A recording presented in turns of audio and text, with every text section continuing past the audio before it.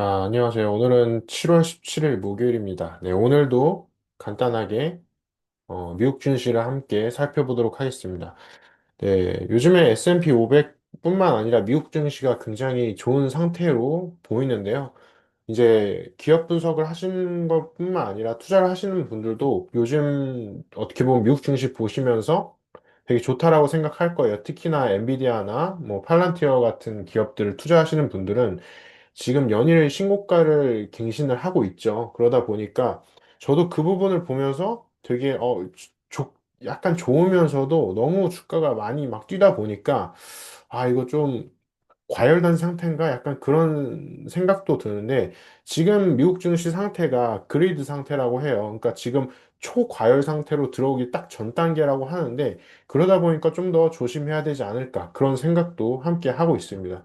그래서 과거에는 증시가 이렇게 오르면은 저는 기분 좋게, 계속 오르겠지 하고 막 추경 매수라고도 하고, 추가 매수라고도 하는데, 계속해서 신규 매수를 했었어요. 근데 요즘에는 좀 더 막 이렇게 주가가 계속 오르게 되면은 조심하려고 좀 노력을 하고 있어요. 왜냐하면 이때 들어갔다가 우리가 흔히 말해서 물린다라고 하죠. 네, 그런 상태가 될 수도 있기 때문에 물론 미국 증시는 물린다고 하더라도 상대적으로는 어떻게 보면 회복 기간이 그렇게 길진 않다라고 생각해요. 뭐 6개월이나 1년 안에 다 어느 정도 주가가 회복된다라고 생각하지만 그럼에도 어떤 일이 발생할지 모르기 때문에 우리는 그 부분을 꼭 생각을 해봐야 될 것 같아요.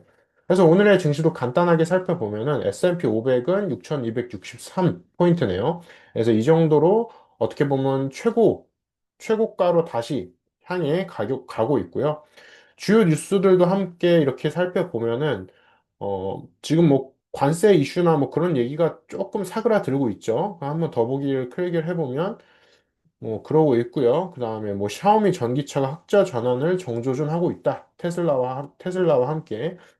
그래서 테슬라 지금 중국 쪽 기술 기업들이 되게 잘 나가고 있어요. 왜냐하면 중국 사실 쉽게 생각하면 좋은데 투자를 많이 하면 그 기업이나 그 산업군, 그 다음에 거기에 해당하는 인재들이 상당히 많아질 수밖에 없잖아요. 근데 이제 여러분들도 들으셨다시피 지금 중국이 IT 기업이나 AI 관련된 인재한테 투자를 엄청나게 많이 한다라고 해요. 예, 여러분들도 아시겠지만 이제 중국이 공산 국가다 보니까 중국 같은 경우에는 어떻게 보면 특정 하나의 산업에 투자를 해야겠다 하면은 그 산업에 거의 몰빵하는 식으로 투자를 하고 있어요. 그러다 보니까 샤오미뿐만 아니라 뭐 알리바바 같은 기업에 무조건 AI나 그거 관련된 인재들이 다 쏠리고 있고, 그리고 국가뿐만 아니라 기업 측면에서도 진짜 전폭적으로 지원을 하고 있다라고 하죠. 그러다 보니까 엔비디아가 어떻게 보면 거기에 중국 쪽 부분에 무조건 이렇게 투자를 하려고 하는 이유는 중국의 성격을 잘 알기 때문이죠. 그러다 보니까 중국에서 매출이 엔비디아가 높게 나오면 엔비디아도 어떻게 보면 매출이 오르겠죠. 그러면서 엔비디아의 증시도 잘 돌아가게 되었고요.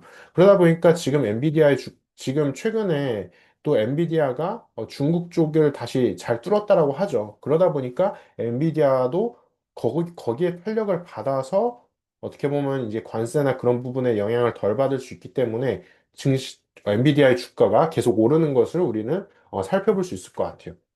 그리고 어떻게 보면 어제 또 얘기가 나왔죠. 파월 의장에 대해서 트럼프가 또 갑자기 해임을 하지 않을 거다. 근데 또 해임을 하진 않겠다라고 했는데 거기 자체적으로 뭐 이렇게 나갈 수 있다. 그런 얘기도 나오고 있어요. 그러다 보니까 사실 이거는 이 말도 저 말도 아닌 거죠. 그러다 보니까 우리는 역시나 이 부분에 대해서 기다려야 된다. 예. 근데 이 부분은 사실 파월 의장을 건드린다는 뜻은 결국에 미국 증시를 좀 높이려고 트럼프가 직접적으로 손을 뻗으려고 하다가 어떻게 보면 간접적으로 조금 손을 뺀 느낌도 나죠. 예, 그러다 보니까 이런 부분도 기다려 봐야 될 것 같고요. 또 이런 뉴스가 나왔네요. 미국 증시 거품 경계령 AI 버블, 과거 IT 버블보다 심각하다. 이런 얘기가 나오고 있어요. 근데 실제로 이거에 대해서 가장 어떻게 보면 반증이 되는 기업들이 몇 개가 있죠. 특히나 이제 사실 엔비디아 같은 경우에는 그거에 따라서 실질적인 매출이 잘 나오다 보니까 AI 버블이라고 하긴 저는 개인적으로 좀 어렵다라고 생각을 해요. 근데 대표적으로 팔란티어 같은 기업이 되게 어떻게 보면 되게 중립성을 지키기가 어려운 부분도 있어요. 생각하기도 어렵고. 왜냐하면 팔란티어는 실제로 협약을 맺거나 실질적인 매출이 잘 나오고 있는데도 불구하고 PER이 너무 높죠. 예, 거의 600배가 넘어가고 있어요. 그래서 그 PER이라는 숫자나 그 다음에 어떻게 보면 우리가 보고서라고 하죠. 그 팔란티어에 해당하는 이렇게 연말 보고서나 그런 것들 보고서만 봤을 때는 이게 매출이나 이익은 잘 나오는데 그 외에 주식에 해당하는 이 숫자들은 너무나 고평가가 됐기 때문에 이 밸류에이션에 대해서 정당성을 판단하기가 굉장히 어렵다라는 거죠.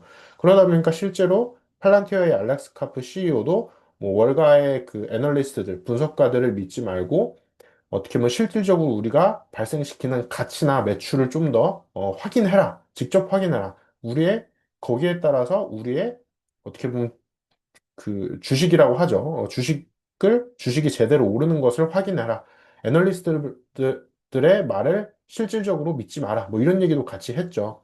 그래서 이번에 팔란티어가 8월 달에 실제로 다시 실적 발표를 하게 되는데 그때 실적이 또 어떻게 나오는지 우리는 살펴보면서 팔란티어처럼 어떻게 보면 고성장, 진짜 초고속 성장하는 기업들에 대해서 우리는 계속해서 가치 판단을 할 수밖에 없을 것 같아요. 그러다 보니까 팔란티어가 실질적으로 잘 나가고 있긴 하지만 그게 우린 어쨌든 우리들 개개인의 돈을 투자하는 거다 보니까 거기에서 조금 중립적인 시선들을 같이 잘 가져가야 될 것 같습니다. 그리고 네, 히토류 얘기도 나왔네요. 그래서 히토류 관련된 MP 머티리얼즈라는 회사가 있는데 여기에 대해서도 유상증자에 따른 뭐 주가 하락, 매수 기회일까? 이때 또 우리는 조심해야겠죠. 네, 이때 막 미국에서 히토류 유일한 또 히토류 회사래요. 이 유일한 히토류 회사란 딱 문장만 봤을 때는 아, 그 미국의 경제적 혜자를 갖고 있는 유일한 히토류 회사일까? 이런 생각이 들 수가 있어요. 근데 히토류라는 것이 미국에서만 생산되는 게 아니라 중국에서 생산되는 양이 굉장히 크다라고 해요. 그러다 보니까 트럼프 대통령이 이 중국의 관세를 상당히 많이 매기려고 하는 것도 어떻게 보면 이런 히토류 전쟁에서 자기가 우위권을 뺏어오려고 하는 어떻게 보면 행동 중에 하나라고 생각이 되죠. 그러다 보니까 여기에 우리가 주가가 하락했을 때 하락했다고 바로 들어가는 거는 좀 위험하다. 예. 미국에서만 일어나는 일일 뿐만 아니라 이런 히토류 같은 어떻게 보면 단순히, 단순히 어떻게 보면 매출, 그러니까 그 회사에서만 발생하는 매출이 아니라 그 외에 일어난 지정학적 이슈까지 고려를 해야 되기 때문에 이런 기업들은 특히나 우리가 투자를 하거나 공부를 할 때 좀 더 고려를 해야 된다. 좀 더 많은 것을 고려를 해야 된다는 거죠. 그래서 이런 기업들이 사실 공부하기가 굉장히 까다롭죠. 특히나 우리 개개인들은 국가 정부 의 소식을 즉각적으로 듣기가 어렵잖아요. 그러다 보니까 이런 부분에 있어서는 우린 좀 더 조심을 해야 된다라는 거 기억을 해주시면 좋을 것 같고요.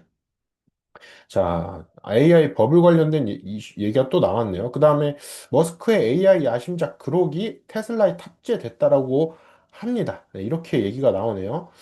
네, 이 테슬라 탑재가 어떻게 보면 지금 뭐 테슬라 탑재가 된다라고 하는데 이게 실질적으로 또 중요한 거는 실제 어떻게 보면 상용화돼서 이렇게 차량이 돌아다니는 걸 우리는 확인을 해야겠죠.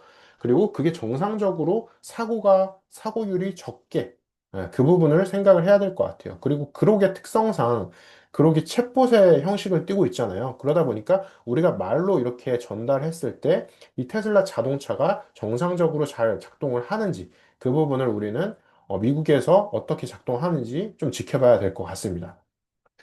네, 그렇게 보시면 될 것 같고, 오늘의 데일리 리포트의 주제는 제가 분할 매수로 대응하자. 그렇게 생각을 한번 해봤어요. 그래서 일단 전체적인 테크주 종목을 살펴보시면, 엔비디아 같은 경우에는 171달러 0.38% 올랐네요. 그래서 미국 정부와 H20 중수출 규제 철회 후 안착 흐름, 그러니까 안정권으로 좀 들어왔다라고 보시면 될 것 같고요. 테슬라 같은 경우에는 3%가 올랐네요. 최근에 많이 하락을 했었죠.